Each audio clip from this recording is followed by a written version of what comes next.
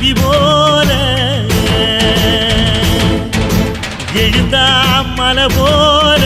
நடந்தான் நதி போல அந்த ஆகாயம் போல எண்ணாம கொடுக்கும் பொன்னார மனசு இருக்கும் என்று மூடாத கோவில் முன்வாச கதவு எப்போது திறந்திருக்கும் அந்த வெட்டருவாம் ஈசைக்குத்தான் எட்டூரும் பணிஞ்சிருக்கும் அவ தொட்டு தந்த நெல்லுமணி முப்போக விளைஞ்சிருக்கும்.